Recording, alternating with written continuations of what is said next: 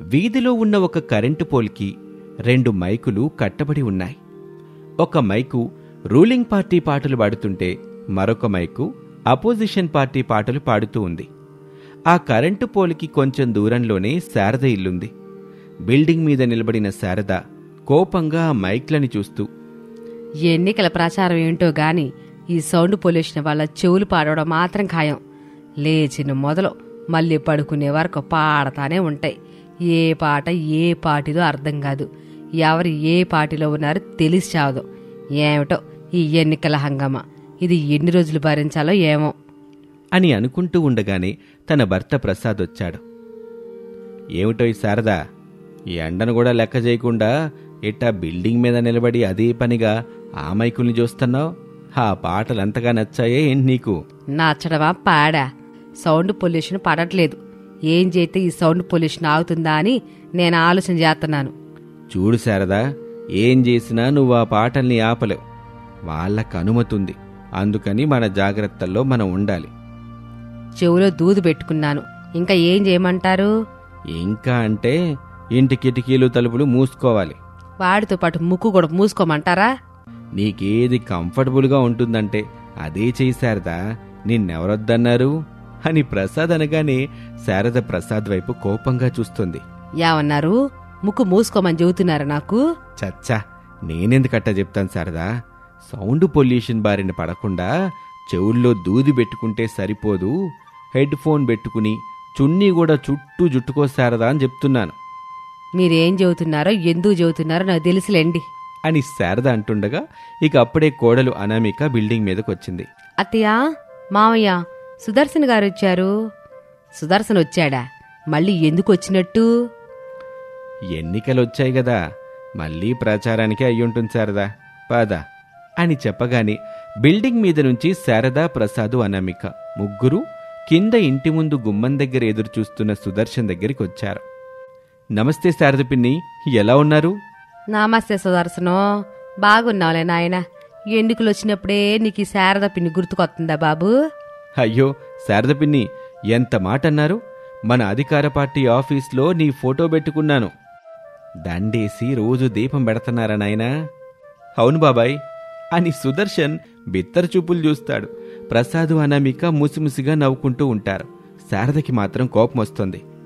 అయ్యో పిన్ని, బాబాయ్ మాటలు పట్టించుకోకండి. మన అధికార పార్టీ తరపున నేనే నిలబడుతున్నాను. నువ్వే నా తరపున ఎన్నికల ప్రచారం చెయ్యాలి. నువ్వే నన్ను గెలిపించాలి పిన్ని. తప్పకుండా సుదర్శను, తప్పకుండా గెలిపిస్తానులే, నువ్వేం కంగారు పడమాక అని చెప్పగానే సుదర్శన్ దగ్గర పనిచేస్తున్న గణేష్ అనే కుర్రాడు ఒక బ్యాగ్ తీసుకొచ్చి శారదకిస్తాడు. అది బరువుగా ఉండటంతో శారద సంతోషపడుతూ, సరే సుదర్శను, ఈ రోజైతే నాకు చిన్న చిన్న పనులున్నాయి, అవన్నీ చూసుకొని రేపటి నుంచి ప్రచారం మొదలు పెట్టేస్తా. మీరు ప్రచారానికి ఒప్పుకున్నారు, చాలా సంతోషం పిన్ని, ఇంకా నేను గెలిచినట్టే అని చెప్పి అక్కడి నుంచి వెళ్ళిపోతాడు సుదర్శన్. కొంత సమయం తర్వాత కోడలు అనామిక మావయ్య ప్రసాద్తో కలిసి అపోజిషన్ పార్టీ ఆఫీస్లో కూర్చొని ఉంది. మావయ్య, అత్తే ముందే చెప్పింది ఏ పార్టీ తరపున ఎన్నికల ప్రచారానికి వెళ్ళొద్దు అని. మీరు మాత్రం ఇక్కడికి తీసుకొచ్చారు. భయపడగలేకోళ్ళ, ఈ పార్టీ తరపున ఎమ్మెల్యే అభ్యర్థిగా నిలబడుతున్న మోహను మనకు తెలిసిన వ్యక్తే. నీకొచ్చిన భయం లేదు, నువ్వు ప్రచారం చెయ్యి అని అంటూ ఉండగా వాళ్ళ దగ్గరికి మోహన్ ఒక బ్యాగు పట్టుకొని వచ్చాడు. ప్రసాదు అనామికాని చూసి దండం పెడతాడు. అనామిక, ప్రసాద్ కూడా లేచి దండం పెడతారు. మోహన్ రావు ఆ బ్యాగుని అనామికకిస్తాడు. చూడు తల్లి, నువ్వెలా మాట్లాడుతావో ఏం మాట్లాడుతావో నాకు తెలియదు, కానీ అందరు ఓట్లు మనకే వెయ్యాలి. మీ అత్తయ్య వాళ్ళని మనం ఓడించాలి. నా ప్రయత్నం నేను చేస్తాను అంకుల్ అని చెప్పి ఆ బ్యాగుని తీసుకుని ఇంటికొస్తుంది అనామిక. మరుసటి రోజున మైకులున్న పోల్ దగ్గర అత్తాకోడళ్ళు శారద, అనామికాలు నిలబడి ఉంటారు. ఒకరిని ఒకరు చూసుకుంటూ, కోళ్ళ, నా మాట వినవే, అపోజిషన్ పార్టీ ఖచ్చితంగా ఓడిపోద్ది. మన్నించాలత్తయ్య, ఇప్పుడైతే మనం అత్తాకోడళ్ళం కాదు, ఎన్నికల ప్రచార శత్రువులం. నా దూకుడు నువ్వు తట్టుకోలేవా నామిక? నేను ఢీ కొడితే మీరుండలేరత్తయ్య. ప్రచారంలో చూసుకుందాం. నేను కూడా అదే అంటున్నాను అని అత్తాకోడలిద్దరూ మాట్లాడుకుంటూ ఉంటారు. ఇక ఇండిపెండెంట్ అభ్యర్థిగా నిలబడుతుంది సరోజ. వాళ్ళ దగ్గరికొచ్చి దండం పెట్టి, మనం మన ఊరు బాగుపడాలంటే మీ అమూల్యమైన ఓటుని నాకు వేసి నన్ను గెలిపించండి. 24 గంటలు మీకు నేను సేవ చేసుకుంటూ ఉంటాను అని చెప్పి అక్కడి నుంచి వెళ్ళిపోతుంది. అత్తాకోడళ్ళు కోపంగా ఒకరి ముఖాన్ని ఒకరు చూసుకొని ఇక ప్రచారాన్ని మొదలుపెట్టారు. ఇద్దరూ కలిసి కమల ఇంటికి వెళ్లారు. కమల బయటకొచ్చి అత్తాకోడలిద్దరినీ చూసింది. ఓహో, వేర్వేరు పార్టీలకే ఎన్నికల ప్రచారం చేస్తున్న అత్తాకోడలు గెలిచి మా ఇంటికి వచ్చేసారా? ఇక నా పని అయిపోయింది. చూడవే కమలా, మన పార్టీ రూరల్ పార్టీ గెలిస్తే మరిన్ని మంచి పనులు చేస్తుంది. కమల, చేసిన మంచి పనులు ఏమిటి అడుగు.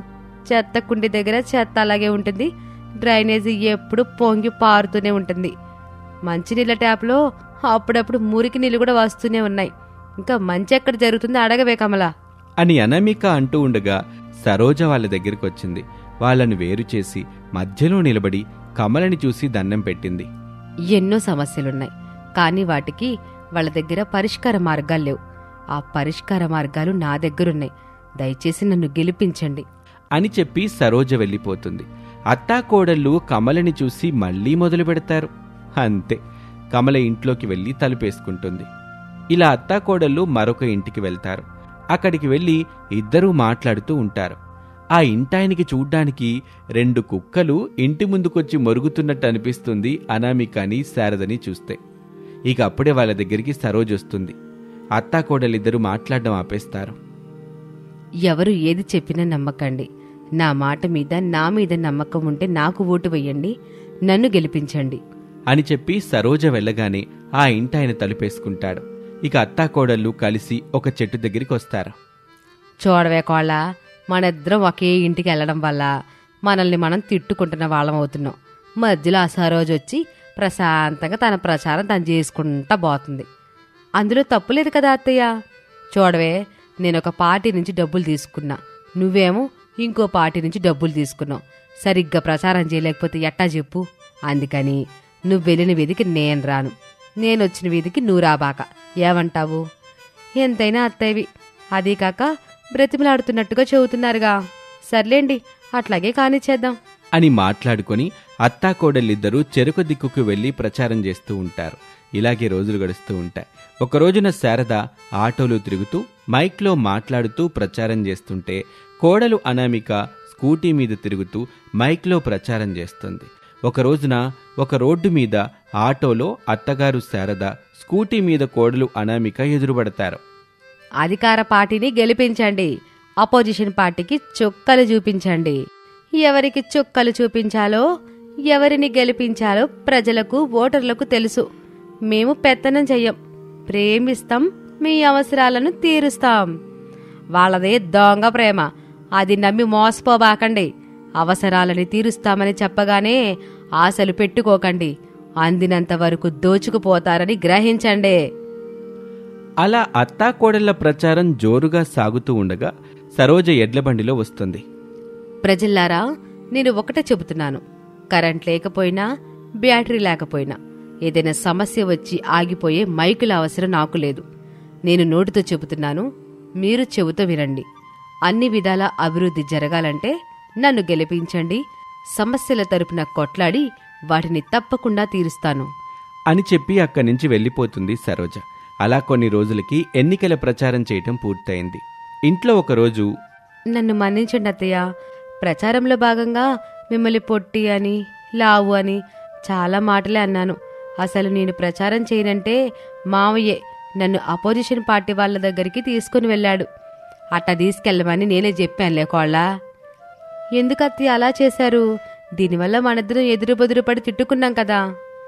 డబ్బు కోసం కోళ్ళ అని చెప్పగానే అత్తగారు శారద తెలివిని అనామిక మెచ్చుకుంటుంది. ఇలాగే రోజులు గడుస్తూ ఉంటాయి. ఎన్నికలు పూర్తయ్యాయి. రిజల్ట్స్ కోసం వెయిట్ చేస్తూ ఉంటారు అందరూ. రూరల్ పార్టీ అభ్యర్థి సుదర్శన్ గెలవలేకపోతాడు. శారద బాధపడుతుంది. అలాగే అపోజిషన్ పార్టీ మోహన్ రావు కూడా గెలవలేకపోయాడు. అతని తరపున ప్రచారం చేసిన అనామిక కూడా బాధపడుతుంది. అయితే ఈ ఎన్నికల్లో గెలిచిందెవరో తెలుసా? స్వతంత్ర అభ్యర్థి సరోజ. సరోజ గెలవటం చూసి అత్తాకోడళ్ళిద్దరూ సరోజ దగ్గరికి వెళ్లి శాలువాతో అభినందిస్తారు. ఇది ఇవాల్టి కథ. మరొక ఆసక్తికర కథలో మళ్ళీ కలుద్దాం. అంతవరకు సెలవు. నమస్తే. కిచెన్లో కూరగాయలు కట్ చేస్తున్న వదిన అనామిక దగ్గరికి విశాలొచ్చాడు. ఏం విషయాలు బాబు, ఏవైనా కావాలా? వదినా, ఈరోజు అవంతిక వాళ్ళ ఇంటికి వెళ్తారు కదా, అక్కడ మీకు ఒక సర్ప్రైజ్ ఉంటుంది. అది చూసి భలే థ్రిల్గా ఫీల్ అవుతారు. అదేమిటో చెప్పొచ్చు కదా విశాల్. వదినా, చెప్తే సర్ప్రైజ్ని మీరు మిస్ అవుతారు. అవంతిక ఇంటికెళ్ళండి, అవంతికని కలవండి, సర్ప్రైజ్ని ఎంజాయ్ చేయండి అని చెప్పేసి అక్కడి నుంచి విశాల్ వెళ్ళిపోతాడు. ఆవేశంతో శారద మాట్లాడుతుంటే ఆమె ముందు నిలబడిన భర్త ప్రసాదు అయోమయంగా చూస్తూ ఉంటాడు. కొడుకుగా నా బాధని, బాధ్యతని విశాల్ అర్థం చేసుకోవాలా వద్దా? చెప్పండి, అటక్కర్లా నిలబడి చోద్యం చూస్తున్నారా? లేదు శారద, నువ్వు ఆవేశంతో మాట్లాడుతుంటే నేను అమాయకంగా వింటున్నాను. అప్పుడే గదా పాపం శారద భర్త అని అందరూ నా మీద జాలిపడేది. ఒక లైక్ గాని ఓ కామెంట్ గాని చేసేది. చాలే సంబరం, ఏవేనంటే చాలు. గయ్యాల దాన్ని, గడుసు దాన్ని, పొగరున్న దాన్ని, అహంకారం ఉన్నదాన్ని ఇట చెప్పుకుంటా పోతే ఎన్నో అవార్డులు ఇస్తారు. ఇప్పుడు చిన్నబాబు లవ్ చేసిన అమ్మాయి వాళ్ళ ఇంటికెళ్ళి మాట్లాడి ఆన్ని కూడా ఓ ఇంటాని చేద్దాం శారదా, నువ్వింకేం మాట్లాడబాకు. నేను రానని చెబుతా ఉంటే మీకు అర్థం కావడం లేదా? మీరెళ్ళి మాట్లాడి ఖాయం చేసుకుని రండి. ఆడాలు లేకుండా అందులో తల్లివి నువ్వు లేకుండా ఎట్టా శారదా? ఓ అంద కదా మీ గారాల కోడలో కూతురు కూడా, అదే ఆ దిక్కు మళ్ళా అనామేక. దాన్ని తీసుకెళ్ళండి. ఆ అమ్మాయి ఎట్ట ఉన్నా ఓకే చేసుకుని రండి. మళ్ళీ వాడు కావాలనే ప్రాబ్లం చేసావని మనతో గొడవ పెట్టుకుంటాడు. వాడు కుదురుగా ఉండడు, మనల్ని కుదురుగా ఉండనివ్వడు. అలాగేలే శారదా, పెద్ద కోళ్ళ అనామికకి నువ్వే ఓ మాట చెప్పు. లేదంటే అత్తయ్య చెప్పలేదు కదా, ఏమీ మాట్లాడకుండా మౌనంగా ఉంటుంది. సర్లేండి, నేను వెళ్ళి చెబుతానులే. మీరు రెడీ అవ్వండి. చిన్న కొడుకని గారాబం చేసినందుకు తప్పదు కదా నాకు. నేనంటే భయపడే పెద్ద కోళ్ళనామేక ఎప్పుడు చూడు నా దగ్గరకొచ్చి అడిగేది. వీడి కోసం నేను మొదటిసారి అనామేక దగ్గరికెళ్ళి అడగాల్సిన పరిస్థితి వచ్చింది అని చెప్పి శారద కోపంగా అక్కడి నుంచి వెళ్ళిపోతుంది. ఇక డైనింగ్ టేబుల్ ముందు నిలబడి రమేష్ రెడీ అవుతూ ఉంటాడు. అనామిక బాధగా నిలబడి ఉంటుంది. అను, ఇంకా ఆలోచన ఎందుకు చెప్పు? నాన్న అమ్మతో మాట్లాడి ఒప్పిస్తానని చెప్పాడు కదా, నువ్వు కూడా రెడీ అవ్వు. అత్తయ్య చెప్తేనే నేను రెడీ అవుతాను, లేదంటే లేదు. అత్తయ్య చెప్పకుండా రెడీ అయితే ఇంకేమైనా ఉందా? ఘోరమైన దాడి జరుగుతుంది. ఆ దాడిని తట్టుకోవడం కష్టం అవుతుంది అని అనామిక అంటూ ఉండగానే శారద వాళ్ళ దగ్గరికొచ్చింది. యావే కోళ్ళ, అవతల బాబు రెడీ అవుతుంటే నువ్వెంకేంటి అట్టాగే ఉన్నావు? రెడీ అవ్వాలని మీరు చెప్పలేదు కదా అత్తయ్య? అవునమ్మా, అప్పటినుంచి నేను రెడీ అవ్వమని చెప్తుంటే అత్తయ్య చెప్పలేదు కదా. అత్తయ్య చెప్తేనే నేను రెడీ అవుతాను, లేదంటే లేదు, అత్తయ్య మాటే నేను వింటాను అని అలా ఉండిపోయిందమ్మా అని పెద్ద కొడుకు రమేష్ చెప్పగానే శారదలోడి అత్తగారు అనే పొగరు కొంచెం కుదుటపడింది. అప్పుడు తనలో తాను, పర్వాలేదు, పెద్ద కోళ్ళలో నా చెప్పు చేతల్లోనే ఉంది. ఇది ఎట్టాగే ఉండాలి. అప్పుడే కదా నాకిష్టం లేకపోయినా చిన్న కోడలుగా ఈ ఇంటికొస్తున్న అమ్మాయి కూడా నాకు భయపడతా ఉంటది, నా చెప్పు చేతల్లో ఉంటది అని అనుకొని సంతోషపడుతూ పైకి మాత్రం కొంచెం కోపంగా, యా అనామిక, తయారవ్వు. కొడుకు నువ్వు ఆయన వాళ్ళింటికెళ్ళి సంబంధం ఓకే చేసుకుని రండి. నేను చెప్పినట్టుగా కాకుండా నువ్వు మీ మావయ్య సొంత నిర్ణయాలు తీసుకోబాకండి. అలాగే అత్తయ్య, నా తోటికోళ్ళు ఎలాగున్నా సరే పెళ్లి కొప్పుకుంటాం. సరే, రెడీ అయ్యేళ్ళు అని చెప్పి అక్కడి నుంచి శారద వెళ్ళిపోతుంది. ఇక అది అవంతిక ఇల్లు. అదేనండి విశాల్ ప్రేమించిన అమ్మాయి ఇల్లు. రమేషు ప్రసాదు కూర్చుని ఉంటారు. అనామిక ఆ పక్కనే నిలబడి ఉంటుంది. అవంతిక తండ్రి సుదర్శన్ ఒక పోలీస్ ఆఫీసర్. అనామికాని చూసి షాక్ అవుతాడు. ఈ అమ్మాయి మా పెద్ద కోడలండి, పేరు అనామిక. ఆయన ఎందుకంతలా షాక్ అయ్యారు? ఇంతకు ముందెక్కడైనా చూశారా? లేదండి అని చెప్పి తనలో తాను, చిన్నప్పుడు తప్పిపోయినా నా కూతురయ్యుంటుంది. ఇప్పుడు వాళ్ళు అవంతికని చూస్తే అడుగుతారు. అనుమానం రాకుండా నమ్మకం కుదిరేలా సమాధానం చెప్పాలి అని అనుకొని పైకి మాత్రం వాళ్లతో, ఇప్పుడు మీరు షాక్ అవుతారు చూడండి, అమ్మా అవంతిక అని పిలవగానే అవంతిక వాళ్ళ దగ్గరికొస్తుంది. సుదర్శన్ చెప్పినట్టుగా అవంతికని చూసి ప్రసాదు, రమేషు, అనామిక ముగ్గురు షాక్ అవుతారు. అనామిక, అవంతిక ఇద్దరూ ఒకేలా ఉంటారు. అసలు అది ఎలా సాధ్యమైందో అక్కడున్న వాళ్ళెవ్వరికీ అర్థం కాలేదు. అందరిలోనూ ఏదో తెలియని అయోమయం. అప్పుడు సుదర్శన్, మనిషిని పోలిన మనుషులు 7 పెద్దలు చెప్తూ ఉంటారు. అనామికని అవంతికని చూస్తుంటే అది నిజమే అనిపిస్తుంది. ఇప్పుడెలా మరి? ఎలా ఏముందండి, మా ఆవిడ శారద చెప్పినట్టు విశాల్కి అవంతికకి పెళ్లి చెయ్యాల్సిందే అని మాట్లాడుకొని ఒక రోజున మంచి ముహూర్తం పెట్టుకొని శారద లేకుండానే విశాల్కి పెళ్లి జరిగిపోతుంది. ఇంటికొచ్చిన చిన్న కొడుకు విశాల్, చిన్న కోడలు అవంతికకి హారతివ్వటానికి శారద హారతి పళ్ళెంతో వస్తుంది. కవల కోడళ్ళు అనామిక అవంతికలని చూసి అయోమయంలో పడుతుంది. అప్పుడు మొదలవుతుంది శారదకి ఈ కవల కోడళ్ల కన్ఫ్యూజన్. వామ్మో, ఈ కవల కోడలతో జాగ్రత్తగా ఉండాలి. అవంతికి ఎవరో గుర్తు పెట్టుకుని తన బాగా చూసుకోవాలి. అనామికలాగా చెప్పు కింద నెల్లా చూడడానికి ఇల్లేదు. అట్ట చూస్తే తన పోలీస్ ఆఫీసర్ అని తండ్రికి చెప్పుద్ది, కేసు పెడతది, బొక్కలో వేస్తది. జాగ్రత్తగా ఉండాలి అని శారద అనుకుంటుంది. ఒకరోజున పనిచేస్తున్న అనామికకి జ్యూస్ తీసుకొచ్చిస్తుంది. అవంతిక, ఈ జ్యూస్ తాగమ్మా. అత్తయ్య, నేను అనామికని, అవంతికని కాదు అని చెప్పగానే ఆ జ్యూస్ తీసుకుని వెళ్ళిపోతుంది. మరొక రోజున లాన్లో ఉయ్యాల బల్ల మీద అనామిక కూర్చుని ఉంటుంది. అవంతిక పూల మొక్కలకి నీళ్లు పడుతూ ఉంటుంది. అది చూసి శారద స్వయంగా తన చేతులతో కట్ చేసిన ఫ్రూట్స్ ని తీసుకుని అనామిక దగ్గరికి వస్తుంది. అవంతిక, ఈ ఫ్రూట్స్ తినమ్మా, ఇంకా అందంగా ఉంటావు. అత్తయ్య, నేను అవంతికని కాను, అనామికని అని చెప్పగానే వస్తున్న కోపాన్ని కంట్రోల్ చేసుకుని ఏమీ మాట్లాడకుండా అక్కడి నుంచి వెళ్ళిపోతుంది శారద. అవంతిక తోటి కోడలుగా వచ్చినప్పటి నుంచి అనామికలో మార్పు మొదలైంది. ఇద్దరూ కలిసి జ్యూస్ తాగేవాళ్లు, ఇద్దరూ కలిసి వాకింగ్ చేసేవాళ్లు, ఇద్దరూ కలిసి ఇంటి పనులన్నీ చేసుకునేవాళ్లు. దాంతో శారదకి ఎవరన్నది గుర్తుపట్టే అవకాశం లేకుండా ఉంటుంది.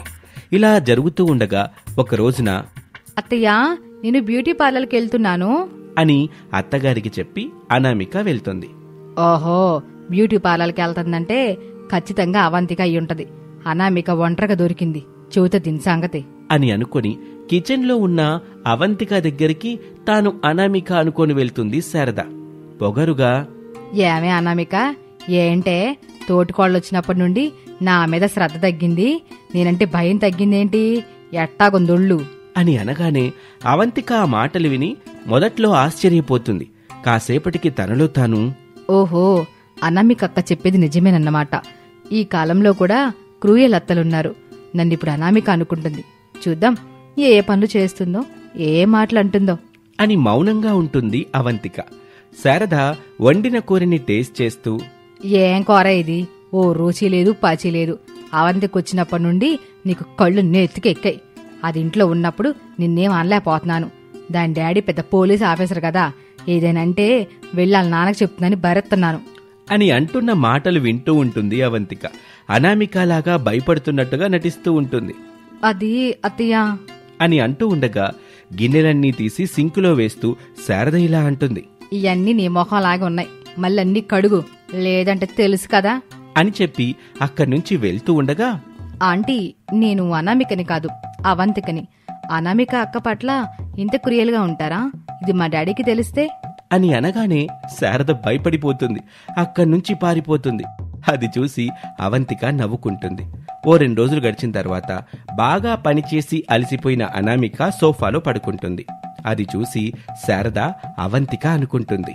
నెమ్మదిగా అనామిక దగ్గరకొచ్చి, నన్ను మన్నించి చిన్నకోళ్ళ, నేనట్ట భయపెట్టకపోతే అనామిక సరిగ్గా పని చేయదు. అట్ట బెదిరిస్తాను గాని కొడతానా చెప్పు? లేదు కదా. ఇక్కడ సంగతులు మీ నాన్నకు చెప్పడం అంత మంచిది కాదు. కావాలంటే నేను నీకు సేవలు చేసుకుంటానుగా అని చెప్పి అవంతికానేమో అనుకుని శారద అనామిక కాలు నొక్కుతూ ఉంటుంది. అప్పుడే షాపింగ్ చేసి చేతిలో కవర్ పట్టుకుని గుమ్మం దగ్గర ఉన్న అవంతికని చూస్తుంది. శారద ఆశ్చర్యపోతుంది. అనామిక కళ్ళు తెరిచి, ఏమైందత్తయ్యా అని అడుగుతుంది.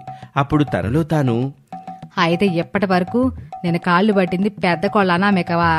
అయ్యో, ఎంత దారుణం జరిగిపోయింది. నేను కాళ్ళు పట్టిన సంగతి అనామిక గుర్తుందో లేదో ఎట్ట తెలుసుకోవాలి ఇప్పుడు అని అనుకుంటూ ఉండగా అమాయకంగా ముఖం పెట్టి, ఏమైందత్తయ్యా? అవంతిక లేకపోయేసరికి ఇంటి పని చేసి బాగా అలసిపోయాను, నిద్ర బాగా పట్టేసింది అత్తయ్య. ఏం లేదులే కోళ్ళ, నువ్వు రెస్ట్ తీసుకో అని చెప్పి అక్కడి నుంచి నెమ్మదిగా జారుకుంటుంది శారద. కవల కోడళ్ళిద్దరూ అత్తగారి పరిస్థితిని చూసి నవ్వుకుంటారు. ఇది వాల్టి కథ, కవలల కోడళ్ళు. మరొక ఆసక్తికర కథలో మళ్ళీ కలుద్దాం. అంతవరకు సెలవు. నమస్తే.